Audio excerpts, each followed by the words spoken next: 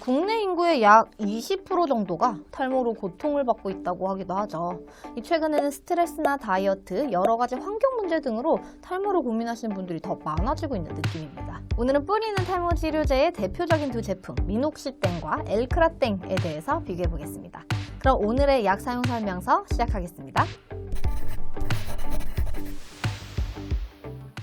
네, 이 미녹시딜 성분은 미녹시땡, 마이녹땡, 로게땡 등의 제품으로 나와 있는데요. 잘 알려진 것처럼 처음에는 고혈압 치료제로 사용되던 약입니다. 실제로 지금도 이 경구로 먹는 미녹시딜정의 경우 증후성 또는 표적기관 손상에 의한 고혈압, 이뇨제와 두 종류의 혈압 강화제를 병용 투여하는 최대 용량에도 반응하지 않는 고혈압에 이 승인 정증을 받아 사용되고 있습니다. 그런데 이 고혈압 치료제를 복용하였더니 부작용으로 자꾸 두피와 전신에 모발이 자라는 현상이 발견되면서 탈모 치료제로 개발이 돼서 사용되게 된 거죠. 자, 이 미녹시딜 성분의 탈모 치료제는 1차적으로 두피 혈관을 확장시켜서 모낭으로 가는 혈류를 증가시키고 신생혈관 생성을 촉진시킴으로써 이 모낭의 성장기를 연장시켜서 모발의 길이나 굵기를 개선시키는 것으로 알려져 있습니다.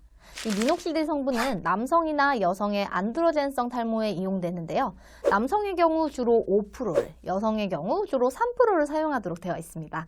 실제로 3%짜리 미녹시딜 성분의 제품은 남성형 탈모증 및 여성형 안드로젠 탈모증의 치료 둘 다 적응증이 승인이 나 있는데요. 남성은 1회 0.5에서 1ml를 하루 2번 사용하는 데 비해 여성의 경우 1회 0.5ml를 하루 2번 쓰는 것으로 이 사용하는 양의 차이가 있다고 볼 수 있습니다. 다만 이 5%의 경우 여성에서는 미녹시딜의 효과가 남성에 비해 좀 더 강하게 나타나서요. 여성이 5%를 쓰는 경우에는 이마에 잔털이 많이 나는 등의 부작용이 나타날 수 있기 때문에 이 5% 미녹시딜 성분의 제품들은 남성형 안드로젠 탈모증 치료로 승인 정증이 나 있는 거죠. 정리하자면 3%는 남녀 모두 사용 가능하지만 권장 용량의 차이가 있으며 5%는 남성들에게 우선적으로 권장한다라고 보시면 되겠습니다. 참고로 이 최근에 많이 찾으시는 폼 타입의 미녹시딜 5%짜리 성분 제품은요. 남녀 모두 사용 가능하지만 남성은 하루 2번, 여성은 하루 1번 사용하도록 이 사용 횟수에 차이를 두고 있기도 합니다. 그렇다 보니까 이 미녹시딜 성분의 탈모 치료제 하면 남성용이라는 이미지가 강해서 여성용 탈모 치료제라는 이미지로 마치 무슨 대결 구도처럼 등장한 제품이 엘크라땡 제품인데요. 이 제품은 알파트라디올이라는 성분에 바르는 탈모 치료제입니다. 이 알파트라디올은 에스트라디올의 이성질체인데요. 에스트라디올? 뭔가 좀 익숙하지 않으세요? 우리가 흔히 에스트로겐이라고 잘 알려진 여성 호르몬이 바로 에스트라디올입니다. 우리 탈모에는 남성 호르몬이 관여한다는 사실 아마 많이 들어보셨을 텐데요. 간단하게 말하자면 테스토스테론이 더 강한 성질의 남성 호르몬인 DHT로 변환이 되면 이 DHT는 전립선을 비대하게 만들거나 탈모를 유발할 수 있습니다.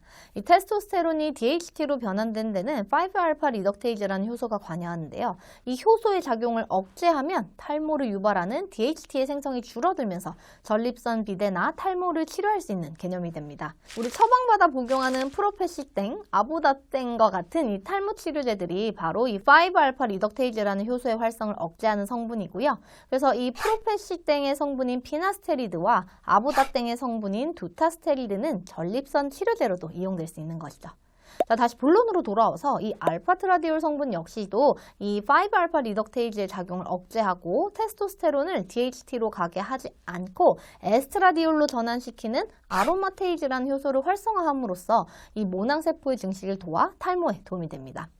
아니, 여성용 탈모 치료제라면서 남성 호르몬이라고 하실 수 있는데요. 여성에게는 여성 호르몬만 있고 남성에게는 남성 호르몬만 존재하는 것이 아니죠.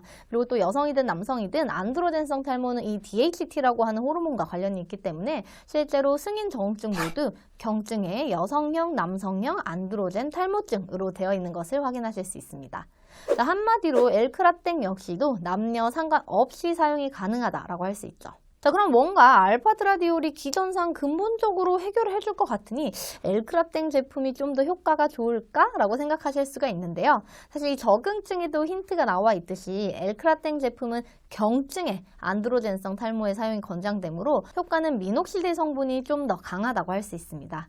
그러나 두 제품의 작용 기전이 서로 다르기 때문에 필요시 두 제품을 함께 사용해도 문제는 없습니다. 자, 두 제품은 사용법 면에서도 좀 차이가 있는데요. 미녹시딜 성분의 경우에는 경우에는 1일 2회 사용이 기본이지만 이 알파트라디올 성분은 1일 1회 사용하는 것으로 사용 횟수가 다르다는 점을 기억해 하시면 좋겠습니다. 또 이 두 제품 모두 모발이 아닌 두피에 발라줘야 한다는 사실도 기억하시면 좀 더 확실한 효과를 기대할 수 있겠죠? 그럼 오늘 뿌리는 탈모 치료제의 대표적인 미녹시땡 제품과 엘크라땡 제품의 이 성분별 역할에 따른 차이점을 위주로 알아보았는데요. 도움이 되셨을까요?